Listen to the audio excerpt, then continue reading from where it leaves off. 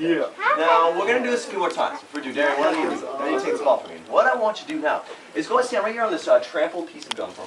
And I want you to face the audience here, and I want you to bow to the audience, Darian. Big round of applause for Darian. Thank you.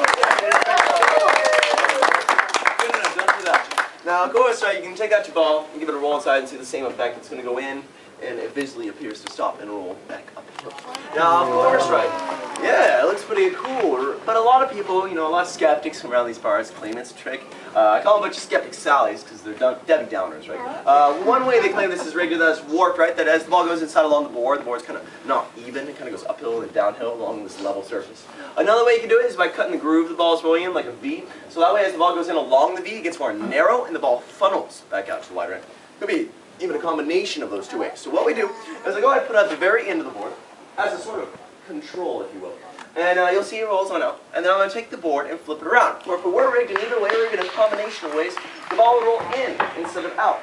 But as you can see, that's not the case. So it rolls on out fine. Now, of course, that brings us to the ball. Just because Darian didn't hear anything inside of it isn't stopping this ball from being a solid magnet, painted to look like a billiard ball, right? But you can go ahead and take any object, such as a bottle of water, that up there, and see the same effect.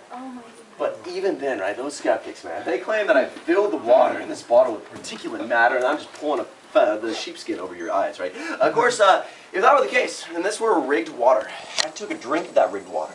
It probably tastes pretty bad, right? It'd probably eventually kill me.